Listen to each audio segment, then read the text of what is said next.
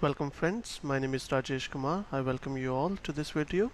In this video I'm going to talk about introduction to BGP. We'll be discussing a couple of things here regarding the BGP, how does it work, what is the basic component of it, and so on.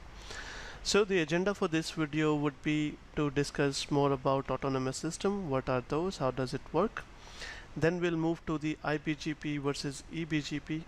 What is the difference between them? What are the main things or the component that you should know about these two terms? And then at the end we'll talk about some important features of the BGP that you should know. Autonomous system. Autonomous system is the collection of network routers which are running the BGP under single administrative domain. These autonomous systems are also identified by autonomous system number. This is a unique number that is assigned to every single autonomous system. So to understand the autonomous system a little further, let's say that you have a company which is running a router, and there are a couple of routers actually that you are running in your company, and all of them are running the BGP.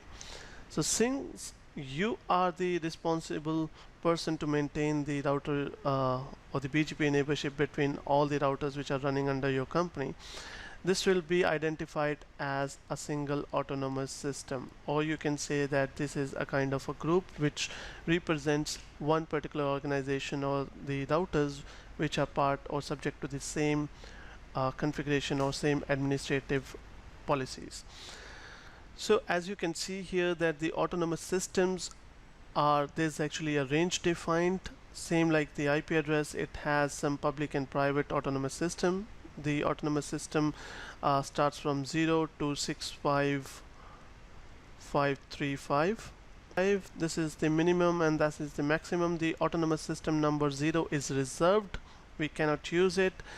There's a public range for the autonomous system, which is of course starting from 1 to 164495. This is only provided by the ISP, or you can say that if you want to run your BGP over the internet, so you have to take one of the autonomous system, you have to request the ISP, and you can use that autonomous system which will only be identifying your network into the internet. Then we also have this range which is reserved for the documentation purpose, which we cannot use of course, and then we are left with these many autonomous systems that you can run internally in your organization. So it is highly possible that within an organization you are running multiple BGP instances, so you can assign one of these two into the to your BGP instances, and they will be working as the separate autonomous systems. This autonomous system ID is also reserved, so we cannot use it.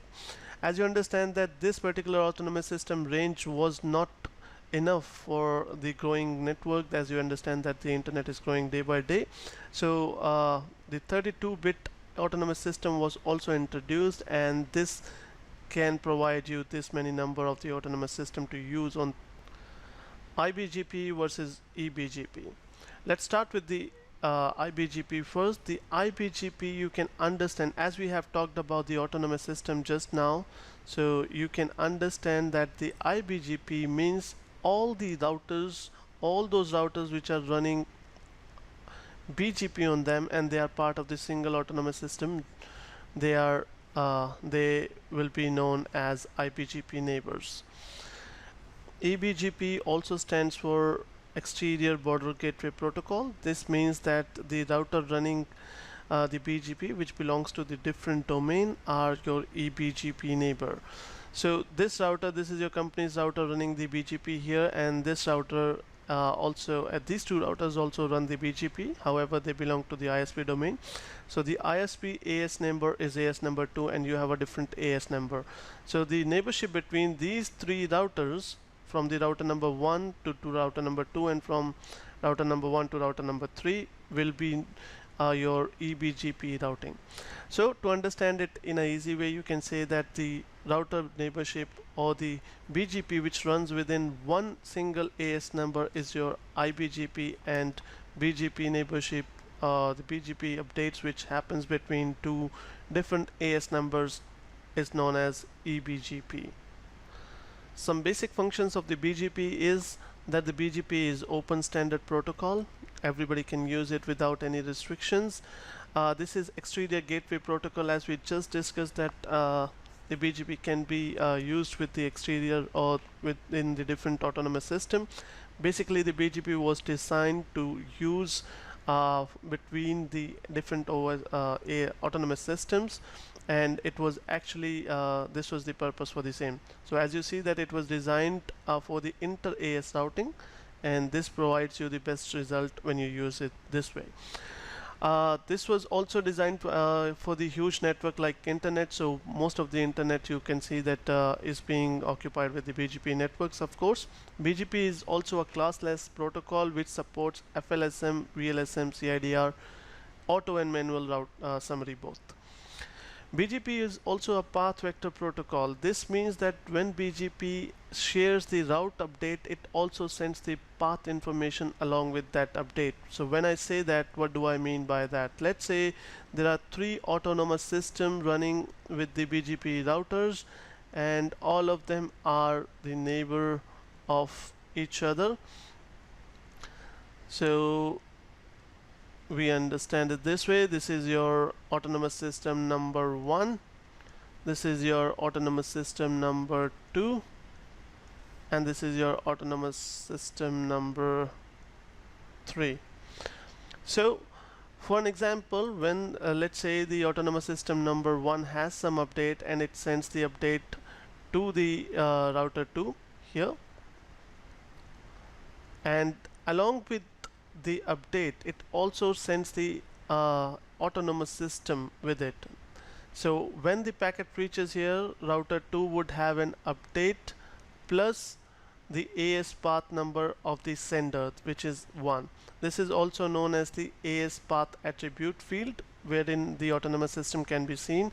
And when this router 2 has to publish the same update to the router number 3, the packet would look something like this, will receive the update plus it would have the AS path information, and it would be, since the router the update was started from autonomous system 1 here, so 1 and autonomous system 2. Kindly keep this in mind that under the AS path attribute field, the autonomous system always starts from from right to left. That means that the first autonomous system represents the router which actually got the update and shared it with the neighbor, and so on. You can find out which all routers have got this route in between and shared it further to their neighbor. Now BGP, you can also say that BGP provides the unicast update to manually defined routers. That means that the BGP will never automatically form the neighborship unless you define the neighbor IP address into the configuration. So what do I mean by that? There are 2 routers and you want to configure them as the BGP router. You have to specify here on router number 1 that router number 2 is your neighbor, and vice versa on the router number 2 you have to define that router number 1 is your neighbor. If in case you forget to define this here, the router number 1 will keep sending the information to the router number 2 to form the neighborship. However, the router number 2 will never respond to that message because it does not have the neighbor address into the configuration. Now the administrative distance for the eBGP and iBGP is as followed. We have 20 for eBGP and 200 for iBGP. Thank you for watching this video, guys. Please do subscribe to this channel and hit the bell icon to know more about the upcoming videos.